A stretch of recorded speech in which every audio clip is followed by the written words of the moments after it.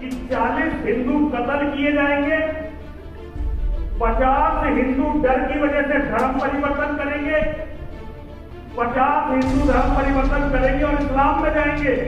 ना वो क्रिश्चियनिटी में जाएंगे, ना वो बौद्ध बनेंगे, कुछ नहीं बनेंगे, वो मुसलमान बनेंगे। और यहाँ जिहादियों की सबसे बड़ी ताकत जो पूरी दुनिया में है वो है दारुल उलूम देवबंद। और मैं बड़े शर्म के साथ कहना चाहता हूँ कि हिंदुओं के ज्यादातर धर्माचार्य वहां मत्था टेकने जाते हैं। मैं नहीं जानता कि खालसा क्या करेंगे, मैं ये नहीं जानता कि ईसाई क्या करेंगे, मैं ये नहीं जानता कि बौद्ध क्या करेंगे, मैं ये नहीं जानता कि जैन क्या करेंगे, लेकिन मैं हिंदुओं की मानसिकता को बहुत अच्छी तरह जानता हूं।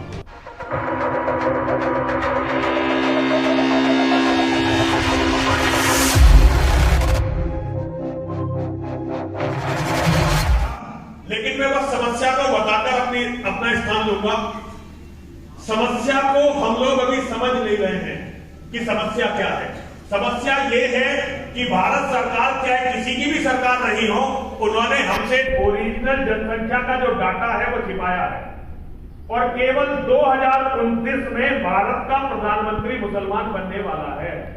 केवल 2029 में भारत का प्रधानमंत्री मुसलमान बनने वाला है। और चलिए कि अगर मैं बहुत गलत भी निकला आचार्य जी, बहुत गलत निकला, तो ये काम 34 में तो कोई धरती की ताकत रोक नहीं सकती। धरती की कोई भी ताकत 2034 में, वैसे तो इसकी संभावना भी 1% मानिए, 99% तो संभावना ये है कि 2029 में भारत का प्रधानमंत्री मुसलमान होगा। और इसका सबसे बड़ा कारण यह है कि आज 10 साल से छोटे बच्चे जितने मुसलमानों में हैं, बाकी सारी कम्युनिटी में उसके 40% भी नहीं है। बाकी सारी कम्युनिटी जिसमें हिंदू भी हैं, ईसाई भी हैं, जैन भी हैं, बौद्ध भी हैं, सिख भी हैं, इनके सबके घर खाली हो चुके हैं और मुसलमानों के घरों में भारत में अब सोने को जगह नहीं है। हो सकता है मेरी बात आपको बहुत अजीब लगती हो, और अगर किसी को मेरी बात गलत लगती है तो मैं बहुत बहुत क्षमा चाहता हूं।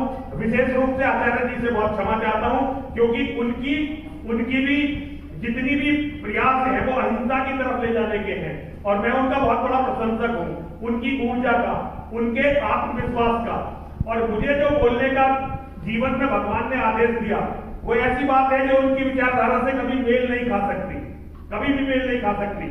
लेकिन आज ये सत्य स्वीकार सभी को करना पड़ेगा। और मैं दूसरी कम्युनिटी के लोगों के बारे में नहीं जानता, मैं नहीं जानता कि खालसा क्या करेंगे, मैं ये नहीं जानता कि ईसाई क्या करेंगे, मैं ये नहीं जानता कि बौद्ध क्या करेंगे, मैं ये नहीं जानता कि जैन क्या करेंगे, लेकिन मैं हिंदुओं की मानसिकता को बहुत अच्छी तरह जानता हूं।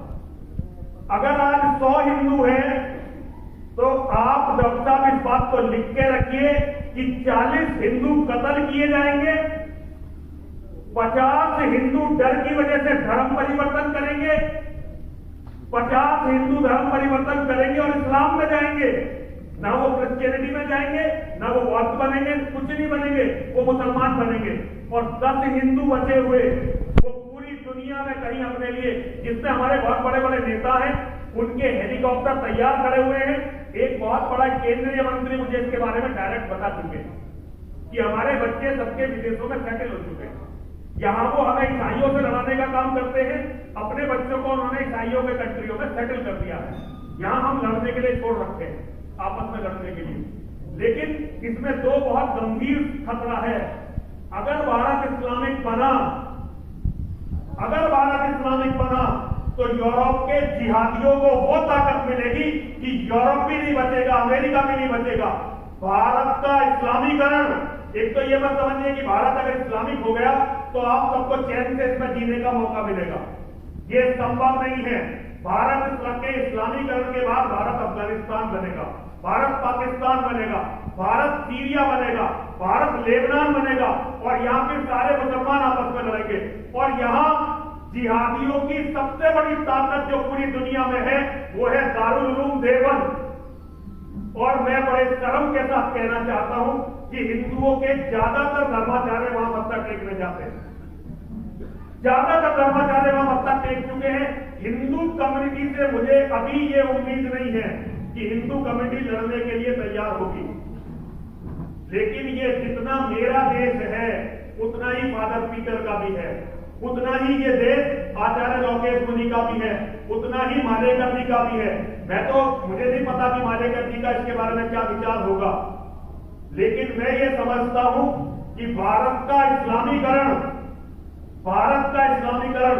दुनिया के लाखों साल के इतिहास की सबसे बुरी घटना होगी, जिसके परिणामों को भुगतने के लिए हो सकता है कि मैं तब तक ना रहूं, क्योंकि 300 करोड़ का इनाम जिहादियों ने मेरे सिर पर रखा है और भारत की लोकप्रिय सरकार वो मुझे कुछ भी सुरक्षा देने में सक्षम नहीं है। यहां हमारे यहां 90%, 95% लोग वही हैं और वो किसी का भी शिकार तारीख बता के कर देते हैं। डॉक्टर तारीख बता के उन्होंने अभी हमारे एक भाई को मारा, बीएस तोमर, वो भाजपा के मंडल अध्यक्ष थे, डॉक्टर बीएस तोमर। लेकिन खैर मैं अपनी छोटी बातों से आप लोगों को परेशान नहीं करना चाहता। तो मेरा निवेदन ये है, जैसे अगर फादर पीटर मेरी बात से सहमत हो, मालेकर जी मेरी बात से सहमत हो, आचार्य जी मेरी बात से नाराज होते हुए भी कभी ना कभी सहमत जरूर होंगे, क्योंकि मैं तो पैर पकड़ूंगा, पकड़े रखूंगा, छोड़ूंगा नहीं और अपनी बात कहता रहूंगा। और कर्नल साहब का गाइडेंस हमें मिले तो आज हमें पूरी दुनिया के धर्माचार्यों का सम्मेलन बुलाना चाहिए। पूरी दुनिया के धर्माचार्यों का हमें वेटिकन जाना चाहिए।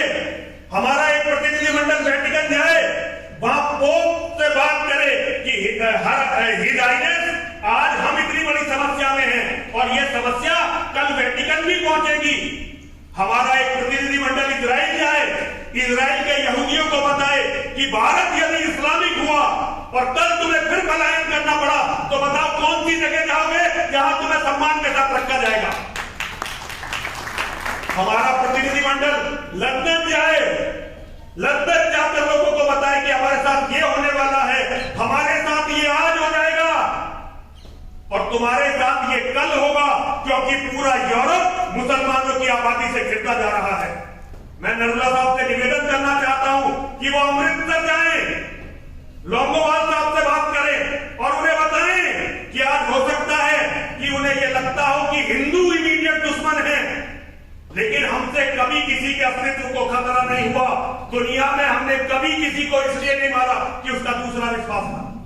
कुछ गलतफहमियां हुई होंगी, लेकिन भाइयों के झगड़े हर जगह होते हैं। दुनिया में ऐसी कोई जगह नहीं है जहां कोई झगड़ा नहीं होगा, लेकिन हिंदुओं ने किसी को भी उसके धार्मिक विश्वास के लिए नहीं मारा। मैं अनुरोध करना चाहता हूं आप सभी से, अपने बच्चों के भविष्य के लिए, पूरी मानवता के लिए उस राक्षस से, और अभी मर्चेंट साहब कह रहे थे कि किसी भी धर्म की किताब में ये नहीं लिखा। मर्चेंट साहब मैं बहुत क्षमा चाहता हूं, आपने शायद कुरान को अच्छी तरह नहीं पढ़ा है। मैं तो इसके मामले में चुनौती देना चाहता हूं इस्लामिक धर्मगुरुओं को। मैं उन्हें उनके इतिहास का बताना चाहता हूं कि कितना निर्दोषों का खून बहाया गया है।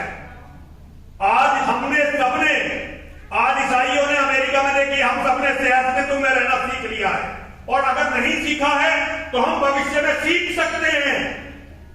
लेकिन अगर ये लोग बढ़ गए और भारत इस्लामिक हुआ तो इसके परिणामों का चिंतन करना शुरू करिए। और मैं एक बात बताना चाहता हूं, मैं अपने धर्मगुरुओं से भी बताना चाहता हूं, हम बातों में कुछ भी कह लें, लेकिन हिंदू कम्युनिटी इस्लाम के सामने टिक पाएगी ऐसा अभी तक नहीं दिखाई दे रहा, ऐसा अभी तक नहीं दिखाई दे रहा। और लेकिन यही कम्युनिटी जब इस्लाम में चली जाएगी और ये 50 करोड़ लोग जब मुसलमान बन जाएंगे तो ये दुनिया का इतना बड़ा खतरा होंगे कि दुनिया ने उसकी कल्पना नहीं की होगी। आज इस्लाम सऊदी अरब से नहीं चलता, ये बातें भारत में कोई कहने वाला नहीं है, लेकिन ये अमेरिका की पार्लियामेंट में ये बातें उठ चुकी हैं। आज भारत सऊदी अरब से नहीं चलता, आज इस्लाम दारुल उलूम देवबंद से चलता है। मैं अगर कुछ गलत बोला हूं तो मैं आप सभी से क्षमा चाहता हूं। मैं किसी का दिल दुखाने के लिए नहीं बैठा, मैं मित्रता के नए रास्ते खोलना चाहता हूं।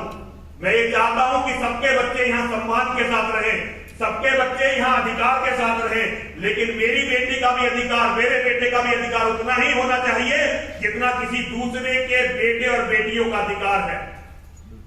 आज भारत दुनिया में उस जगह खड़ा हुआ है। अगर हम लोगों को, अगर ये भारत पर ध्यान दुनिया ने नहीं दिया, और मैं कर्नल साहब से अनुरोध करता हूं, कर्नल साहब आप हर तरह से सक्षम हैं, अगले महीने आप एक टूर करिए और हमारा ये संदेश लेकर सबसे पहले वेटिकन जाइए, फिर इजराइल जाइए। जितने भी दुनिया के लीडर हैं आप उनसे बताइए कि भारत यदि इस्लामिक हुआ, सनातन विश्व संसद का भवन जब बनेगा, जब बनेगा, लेकिन हम इसका ट्रस्ट अगले महीने बना लेंगे। और कर्नल साहब मेरा अनुरोध आपसे इतना रहेगा कि आप हमारी पीड़ा को, मैं तो जा नहीं सकता क्योंकि मेरे पास तो पासपोर्ट अब रहा नहीं और पासपोर्ट मुझे मिलेगा भी नहीं।